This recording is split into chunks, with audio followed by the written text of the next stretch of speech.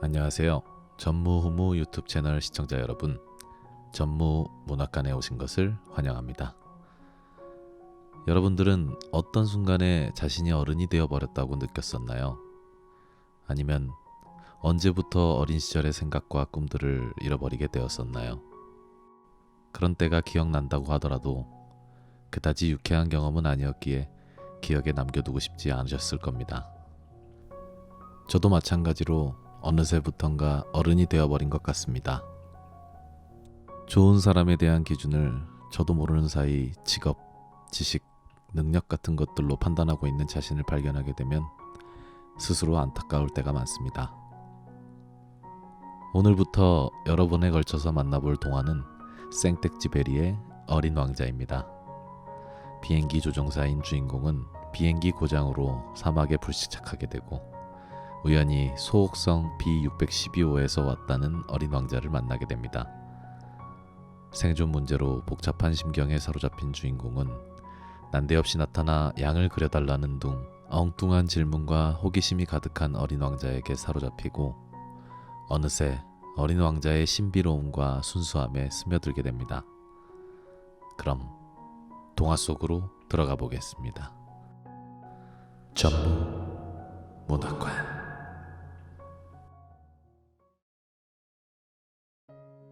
6살 적에 나는 체험한 이야기라는 제목의 원시림에 관한 책에서 기막힌 그림 하나를 본 적이 있다. 맹수를 집어삼키고 있는 보아구렁이 그림이었다. 위의 그림은 그것을 옮겨 그린 것이다. 그 책에는 이렇게 쓰여 있었다. 보아구렁이는 먹이를 씹지도 않고 통째로 집어삼킨다. 그리고는 꼼짝도 하지 못하고 6달 동안 잠을 자면서 그것을 소화시킨다. 나는 그래서 밀림 속에서의 모험에 대해 한참 생각해보고 난 끝에 색연필을 가지고 내 나름대로 내 생애 첫 번째 그림을 그려보았다. 나의 그림 제1호였다. 그것은 이런 그림이었다. 나는 그 걸작품을 어른들에게 보여주면서 내 그림이 무섭지 않느냐고 물었다. 그들은 모자가 뭐가 무섭다는 거니? 하고 대답했다. 내 그림은 모자를 그린 게 아니었다. 그것은 코끼리를 소화시키고 있는 보아구렁이었다. 그래서 나는 어른들이 알아볼 수 있도록 보아구렁이의 속을 그렸다. 어른들은 언제나 설명을 해줘야만 한다. 나의 그림 제2호는 이러했다. 어른들은 속이 보이거나 보이지 않거나 하는 보아구렁이의 그림들은 집어치우고 차라리 지리, 역사, 계산, 그리고 문법 쪽에 관심을 가져보는 게 좋을 것이라고 충고해 주었다. 그래서 나는 6살 적에 화가라는 멋진 직업을 포기해버렸다. 내 그림 제1호와 제2호가 성공을 거두지 못한 데 낙심해버렸던 것이다. 어른들은 언제나 스스로는 아무것도 이해하지 못한다. 자꾸자꾸 설명을 해주어야 하니 맥 빠지는 노릇이 아닐 수 없다.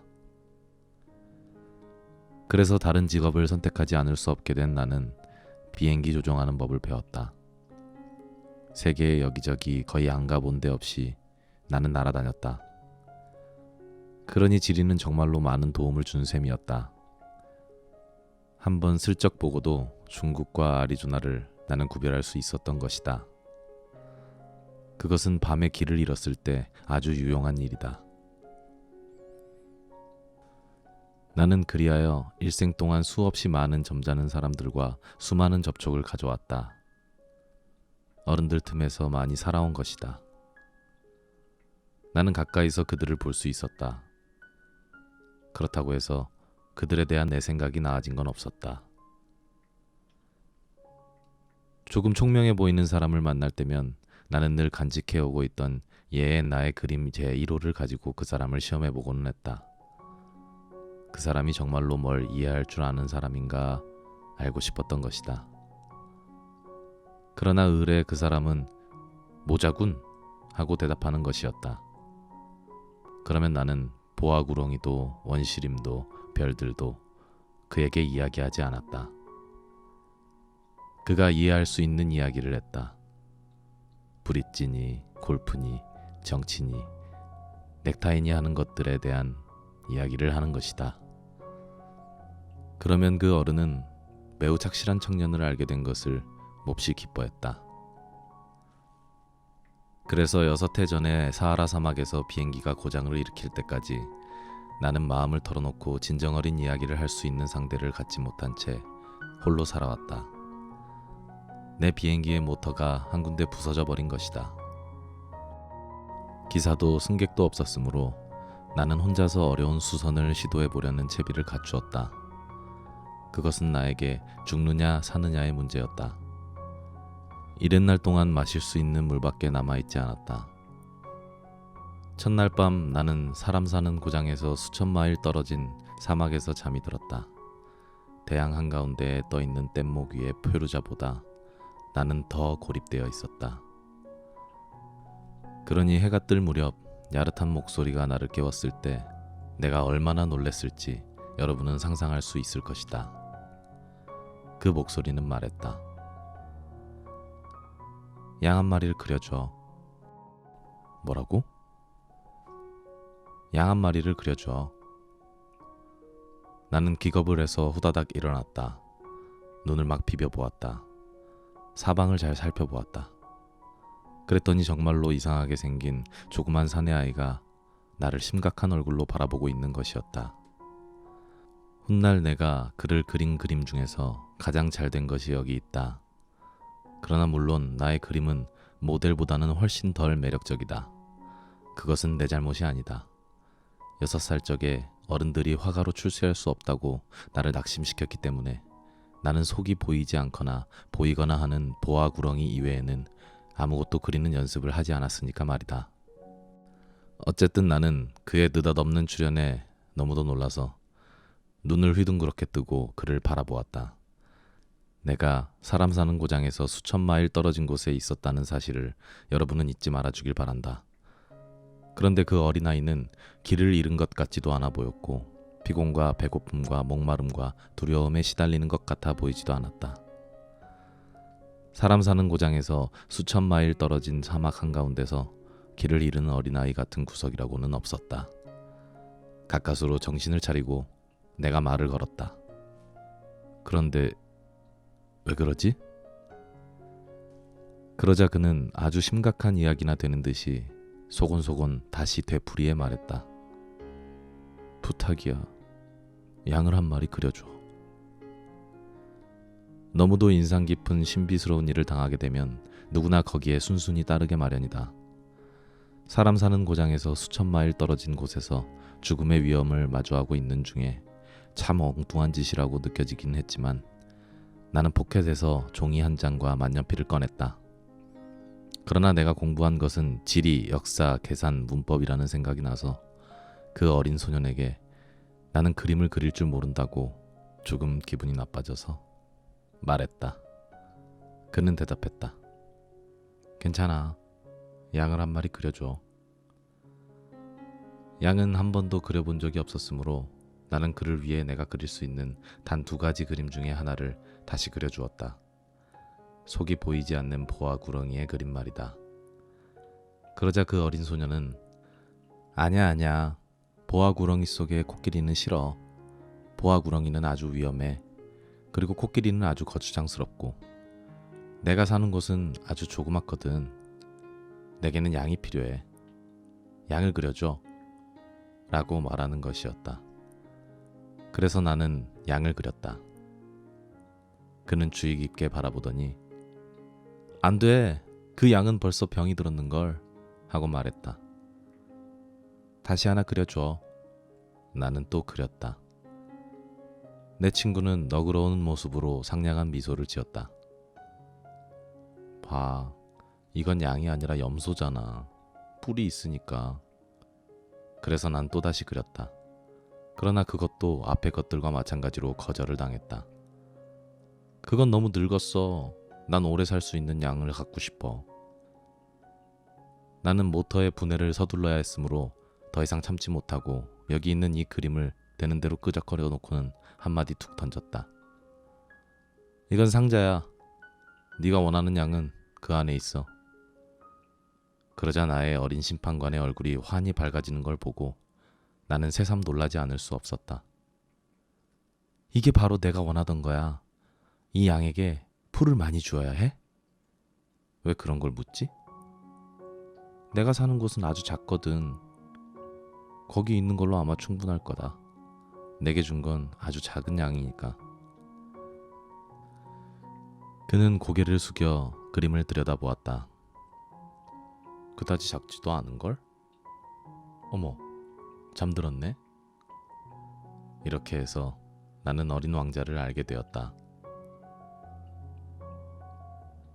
그가 어디서 왔는지를 아는 데는 오랜 시일이 걸렸다. 어린 왕자는 내게 많은 것을 물어보면서도 내 질문에는 귀를 기울이는 것 같지 않았다. 그가 우연히 한 말들이 차츰차츰 모든 것을 알게 해주었다. 가령 내 비행기를 처음으로 보았을 때 내 비행기는 그리지 않으련다. 그것은 나에게는 너무도 복잡한 그림이니까. 그는 나에게 이렇게 물었던 것이다. 이 물건은 도대체 뭐야? 그건 물건이 아니야. 그건 날아다니는 거야. 비행기지. 내 비행기야. 내가 날아다닌다는 것을 그에게 가르쳐주면서 나는 자랑스러워졌다. 그랬더니 그는 소리쳤다. 뭐? 아저씨가 하늘에서 떨어졌다고? 그래. 나는 겸손하게 대답했다. 야, 그거 참 재밌다. 그리고는 어린 왕자는 유쾌하게 까르르 웃어대었으므로 나는 기분이 몹시 언짢아졌다. 내 불행을 진지하게 생각해주지 않은 것이 나는 싫기 때문이다. 그럼 아저씨도 하늘에서 왔잖아. 어느 별에서 왔어? 나는 문득 그의 존재의 신비로움을 이해하는데 한 줄기 빛이 비치고 있는 걸 깨닫고 갑자기 물었다. 그럼 넌 다른 별에서 왔니? 그러나 그는 대답을 하지 않고 내 비행기를 바라보며 신중한 빛으로 고개를 끄덕였다. 저걸 타고서는 멀리서 오지는 못했겠군. 그리고는 한참 동안 깊이 생각에 잠기더니 포켓에서 내가 그려준 양의 그림을 꺼내서는 그 보물을 열심히 들여다보았다. 다른 별들이라는 그가 슬쩍 내비친 비밀에 내가 얼마나 호기심으로 몸이 달았겠는가를 여러분은 짐작하리라. 예, 너는 어디서 왔지? 네 집이란 어디를 두고 하는 말이니? 네 양을 어디로 데려가려는 거니? 그는 말없이 생각에 잠기더니 대답했다. 아저씨가 준 상자가 밤에는 집이 될 테니까 잘 됐어. 그렇고 말고. 그리고 네가 착하게만 하면 밤에 양을 매놓을 수 있는 고삐를 줄게. 말뚝도 주고. 그 제안은 어린 왕자를 몹시 놀라게 한 듯했다. 매놓다니? 참 이상한 생각이네. 하지만 매놓지 않으면 아무데나 가서 길을 잃어버릴 수도 있을 텐데. 그러자 내 친구는 다시 까르르 웃음을 터뜨렸다. 아니, 가긴 어디로 가.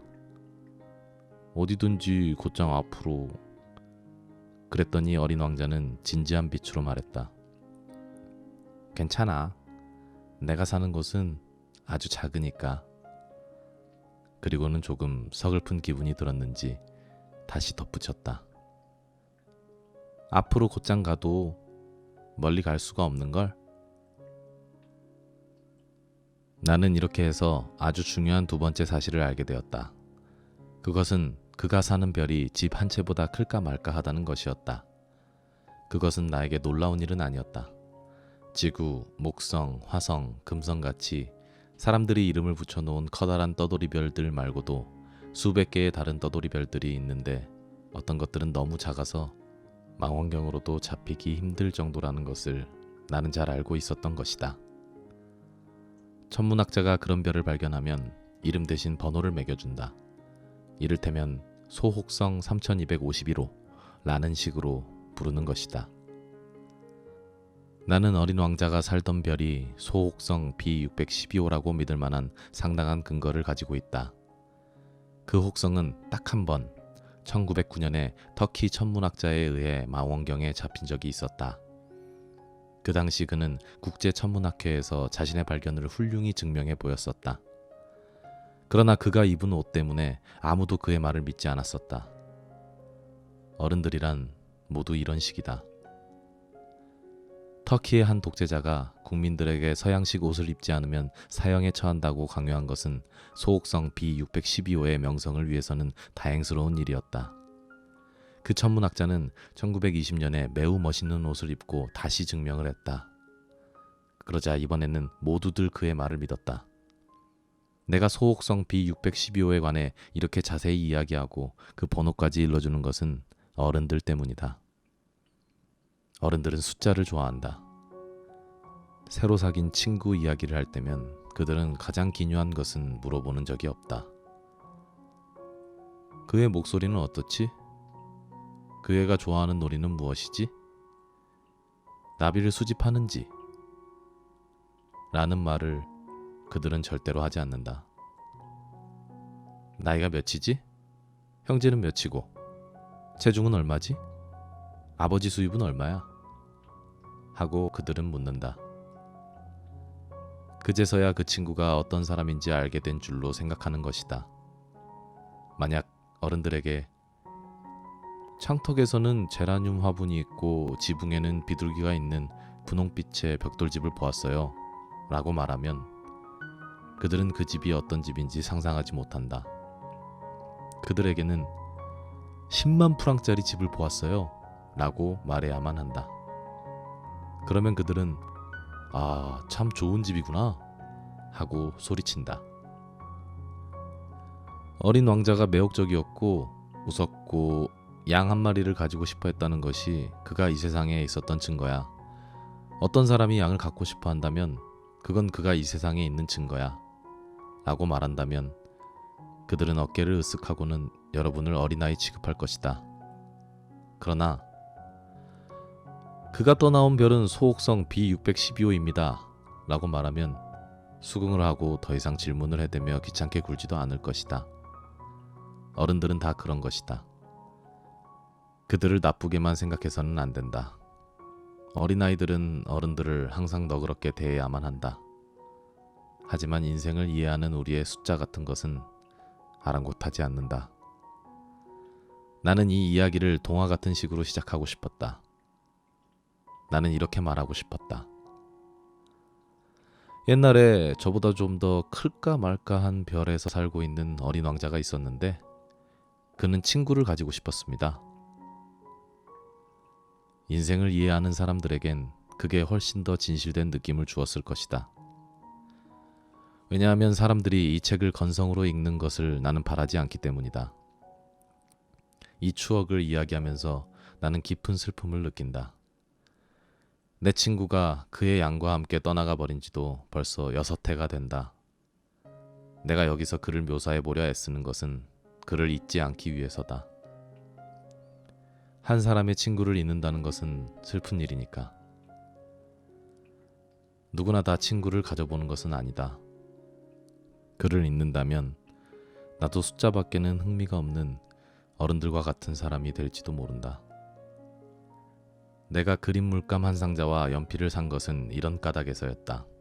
6살 적에 속이 보이거나 보이지 않는 보아 구렁이 외에는 그려본 일이 없는 사람이 이 나이에 다시 그림을 그린다는 것은 정말 힘든 노릇이다. 물론 되도록 실물에 가까운 초상화를 그려보려고 노력은 하겠다. 하지만 꼭 성공하리라는 자신은 없다. 어떤 그림은 괜찮은데 또 어떤 그림은 닮지를 않았다. 키에 있어서도 조금씩 틀리고는 한다. 여기서는 어린 왕자가 너무 크고 저기서는 너무 작다. 그의 옷 색깔에 대해서 역시 자신이 없다. 그래서 나는 이렇게 저렇게 떠듬떠듬 그려본다. 보다 중요한 어떤 부분을 잘못 그릴지도 모른다. 하지만 그것은 용서해 주어야 한다. 내 친구는 설명을 해주는 적이 없었기 때문이다. 내가 자기와 비슷하다고 생각했던 것인지도 모르겠다. 그러나 불행히도 나는 상자 안쪽에 있는 양을 볼 줄 모르는 것이다. 나도 조금은 어른들과 비슷한지도 모를 일이다. 아마 늙은 모양이다.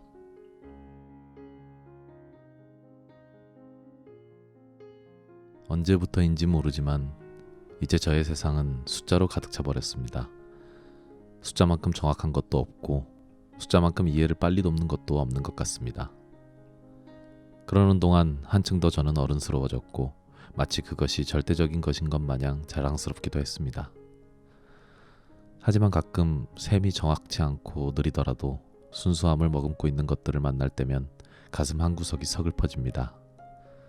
그제서야 좋은 어른이 되는 것에는 필요 없다고 여겼던 것들이 얼마나 소중한 것들이었는지를 새삼 느끼게 됩니다. 여러분들은 어떤가요? 좋은 어른이 되기 위해서 어떤 것들을 잃어버리게 되었나요? 오늘 밤 꿈속에서만큼은 그 잃어버린 것들을 다시 만나 행복한 시간을 보내셨으면 좋겠습니다. 그럼 좋은 꿈 꾸세요. 아디오스.